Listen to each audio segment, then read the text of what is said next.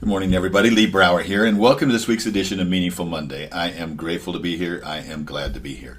You know, I'm reminded of a story that I heard years ago, and I'm sure I've heard different versions of it. I'm sure you have too, but I'd like to share my version of it with you.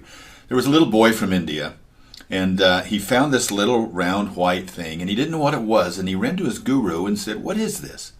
And the guru said, "That's a cocoon. And inside of it is a butterfly that'll emerge from that." And the little boy was so excited. He said, "Can I take this home?"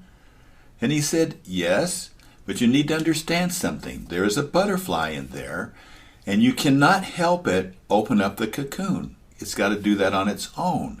It's important that it does that on its own. It's the way that they grow. Will you promise me that you will not help it?" And the little boy said, "Yes." Well, he went home and he watched it day after day after day. And finally it started to vibrate a little bit, and he got all excited, and he kept watching it, and then it started to crack open. And inside he could see this damp, wet little butterfly. But it just couldn't get out. It was struggling. And he knew what he had told the guru, but it just kept struggling. He figured, I'll just help it a little bit, and he cracked it open. And out emerged this butterfly. And it kind of made some feeble attempts at jumping and fell to the ground and died. And the little boy was heartbroken. He picked the butterfly up and he ran back to the guru, and he said, "Look, my butterfly died." And the guru looked at it and said, you helped him open up the cocoon, didn't you?" And the little boy bowed his head and said, "Yes." And he said, "When you did that, that didn't allow the butterfly to build its own wings, to be able to push the fluid down there and have the muscles to fly on its own. And without that ability to fly on its own, it will perish." And what a great lesson for parents, for all of us. You know, that we have such an instinct to take care of our parents. To take care of our children, to protect our children. And in today's world, we feel bombarded with all of these various things. If we looked out the window and saw a man standing there with our children or the neighborhood children holding a dirty magazine, what would we do? We would run out there and stop him.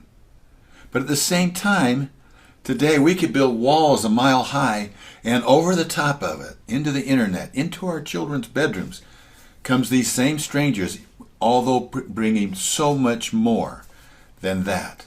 And oftentimes we find ourselves afraid of our own children, afraid to prepare them for this. You know, there's two kinds of teachers. There's the kind that will fill you with so much quail shot that you can't move. And then there's the kind that just gives you a little prod from behind and you jump to the skies.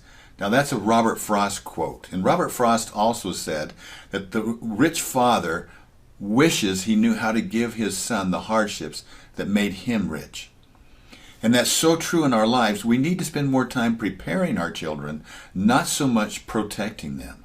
When we let them out of the cocoon, do we, in the same way, when our little baby is crawling across the room to get to a toy, do we run over and grab it and bring it to him? When our children are in school, do we talk just about the grades, or do we talk about the learning? Or do we talk about winning versus the love of the game and the discipline that it takes? You know, it's such a fine edge that we walk, because we do want to protect them, but at the same time, we have to prepare them.